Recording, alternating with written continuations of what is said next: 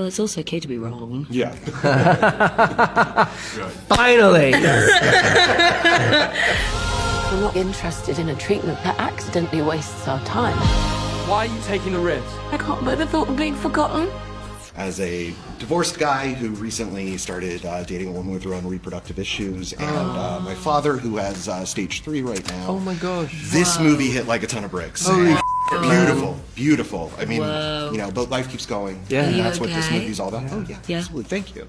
Thanks for sharing that with us. Yeah. So, were there moments when you either were on set or in these 2 weeks of rehearsal prior where you started to kind of balance all those issues in your head? How Almut and Tobias would be perceived and how an audience would look at them? I personally, my ideal state on set is to forget there's a camera. To forget there's an audience in a way. Because I think that's when an audience is most served. When you, the artist, is touching and pulling up the deepest, most personal, most vulnerable parts of yourself, like as you did at the beginning of this interview. I immediately feel a connection with you. Through the details of your life, I'm in touch with the details of my life, and I know that you are the other me and I am the other you. Immediately, we're part of the same tribe. Done. All three of us. You know what I'm saying? Like, that's that. So I think our job as storytellers is to be as personally involved in the imaginary circumstances as possible. So sorry, but do we know each other? I ran you over.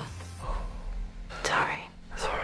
For me, I have to attack roles hoping that there's not going to be judgment.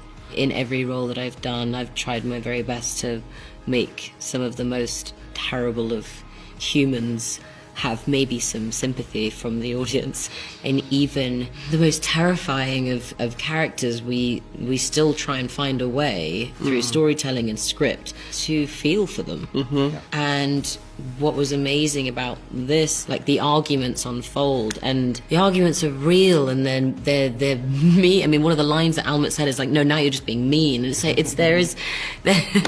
it's not for any character to be right or wrong. It's for them to be both, because that's who we are and how we are as humans. We are always flawed and it's always perfect. And that's what makes this story and these two characters so wonderful to watch and dance through their life together, is because they're both figuring things out as they go and they're both changing with each other. And it's really wonderful to watch them do that at the same time. What's the rush? Because I'm worried that there's a very distinct and real possibility that I am about to fall in love with you. We get such a great sense of them and how they evolve, because I think Almut's fairly different from where she starts. You know, I think she's lost some of that edge, some of that brashness. But did that present a challenge to have to, actually portray so much of their lives, or did that give you a better picture of who they are? You know what? That was the bit that I saw myself in. I think I'm softening with age. And I think when That's the idea. Yeah. And I think when I was younger, I was so proud of being adamant on things, which actually looking back on it, I'm so grateful that I was so opinionated and strong-willed and hard on things. Survival. Because that's really cool to see a young person stand their ground and go, no, this is what I believe in and this is who I am, and don't you dare with that. Especially a young woman. Yeah, and I'm really happy that that's who I was then. I'm also now understanding the art and the skill of going, all right, well, it's also okay to be wrong. Yeah. Finally! It's okay to be wrong, and it's also okay to change your mind, like Almut does, and it's also okay to be strong-willed and opinionated and hard. But it's also okay to say, all right, maybe I was a bit too hard. So that was the piece of Almut that I really saw myself in.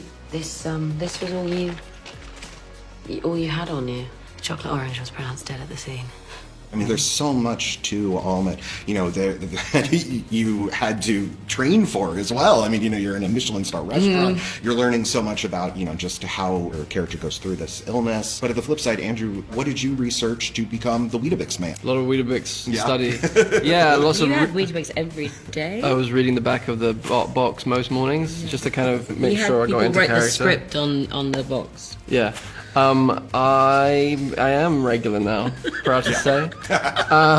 You must be so regular. I am.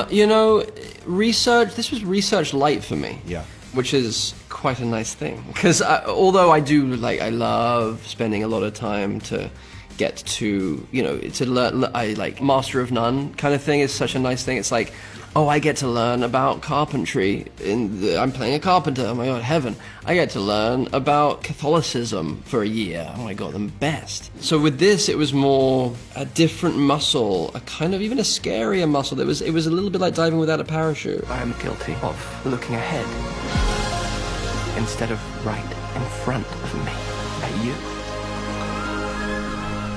So I think for me it was more an exercise in presence and trust and surrender and letting go as the character was doing it himself. It was all reflective. You know, you let go in a scene, you don't know if you're going to be caught by your fellow actor. And every time it felt like we were holding each other in such a way where we could flow with the river of whatever these two souls wanted to do, take to take. And weirdly, that it doesn't happen all the time. That's what's so strange. We're talking about it, It's rare. And it must obviously, to lots of people, sound, well, surely that is just acting, like you say your line and then you act it. Yeah. It's so rare. Most of the time, it's like you really want to do it, but maybe someone else doesn't really want to go there. And so it was so special to do take by take, and like you would carve a little bit here, and then I'd carve a little bit there, and every single take would then mean something different slightly. Yep. Probably ought to get going. Who says? Unless you have to do, then I have nothing.